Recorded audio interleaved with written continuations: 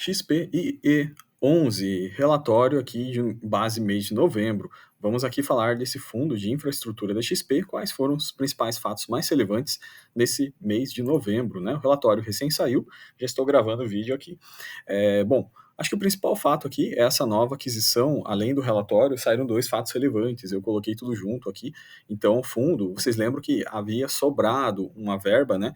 Proveniente da emissão que ele fez para comprar as debêntures da Alísio, né? Então ele precisava 130 milhões para comprar a Alísio, na verdade ele captou 192 milhões, a captação foi muito boa, ele comprou as debêntures da Alísio e ele ficou com esse residual de saldo em caixa, né? O gestor já nos falou que iria procurar novas oportunidades para aquisição e de fato encontraram novas oportunidades. Então o fundo investiu nesses ativos aqui de geração eólica, via Acre 1 e 2, na Serra do Mel, né?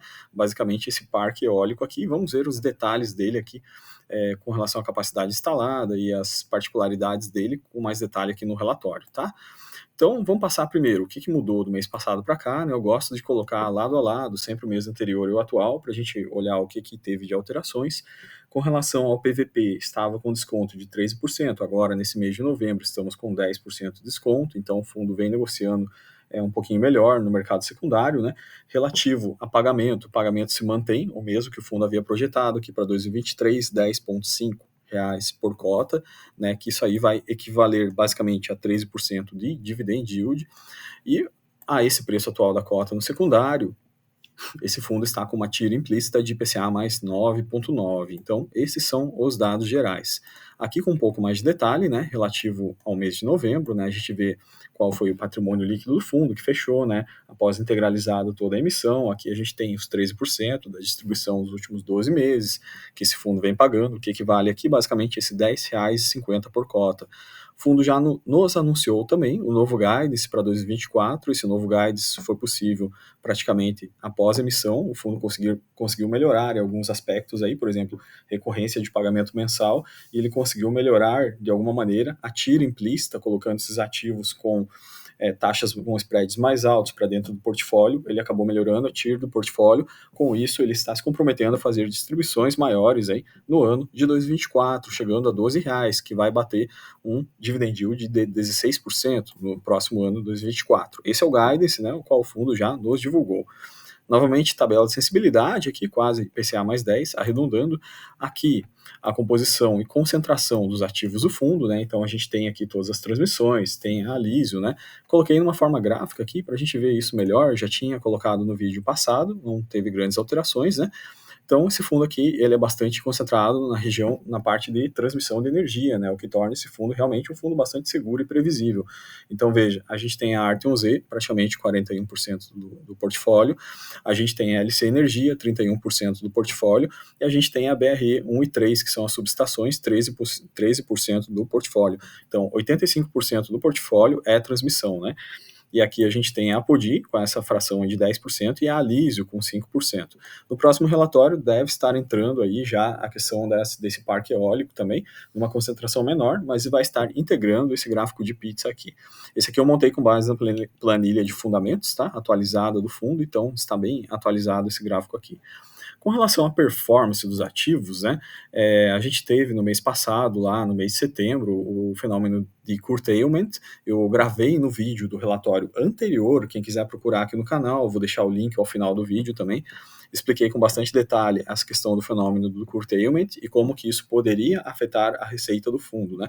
A conclusão é que esse fenômeno afeta muito pouco, pois a participação, na verdade, desse ativo aqui, veja, na Apodi Energia, basicamente, é 10% da receita líquida do portfólio do fundo, né? Então, como teve uma variação lá na receita líquida desse ativo, a gente fez uma conta, inclusive no último vídeo aqui, e percebeu que esse impacto ele é bastante minorado, né? Face a esse ativo não ser um ativo de grande concentração dentro do portfólio do fundo. Bom, com relação aos ativos de transmissão, tudo super tranquilo aqui, a gente vê as RAPs em linha, né, com planejado aí, nada diferente.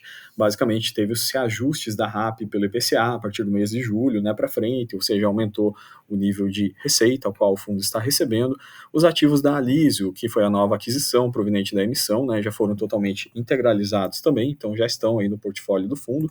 A gente viu aqui a concentração deles, né? Então, uma vista geral aqui do relatório desse mês, sem grandes modificações, sem fatos relevantes. Vamos agora tratar com um pouco mais de detalhe, né, a questão de como que o fundo utilizou essas sobras, né. Então, voltando no prospecto da emissão aqui, vocês lembram, né, o fundo realmente conseguiu uma boa captação, 192 milhões de reais aqui, quase 193 milhões de reais na quarta emissão, dos quais ele usou esses 130, né, para adquirir debêntures da Lísio e o volume residual restante ele acabou já comprando esses ativos aí de geração eólica, né. Lembre-se então, aqui a gente teve os benefícios esperados da oferta, o que a gente falou bastante sobre isso nos últimos vídeos, né.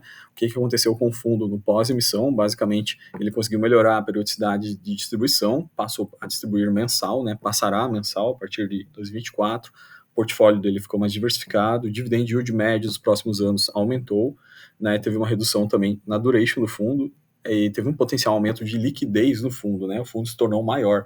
Então, assim, fatos bastante interessantes para os cotistas, né, ou seja, o fundo foi bastante favorecido nesse pós-emissão com essas compras que ele fez aqui. Bom, voltando lá, né, no detalhe do relatório, os ativos que ele adquiriu basicamente foram esses aqui. Então, o primeiro, que é o Parque Eólico Vila Acre 1, lá está no Serra do Mel, no Rio Grande do Norte, tem uma capacidade aí de 27,3 megawatts instalados. O projeto já está operacional desde 2017, né, e já tem energia vendida, né, no leilão 9 de 2015, né, então praticamente um ativo operacional aqui, comprou, não tem nenhum risco, né, risco de desenvolvimento, risco de startup, nada disso, né, o fundo já comprou o ativo gerando com energia vendida, né, essa foi o parque número 1. Quando a gente vai avaliar aqui a continuação, né, na verdade, o Parque Eólico Via Acre 2, ele está aí basicamente conjugado ao outro projeto, na mesma região da Serra do Mel aqui, com capacidade instalada de 31,2 megawatts. Esse projeto aqui, ele entrou em operação em 2020, um pouquinho depois do Via Acre 1, que foi 2017, a gente viu aqui. E o leilão de energia dele, né, já está com energia negociada no leilão de 5 2017 da ANEEL, então basicamente com energia vendida aqui também.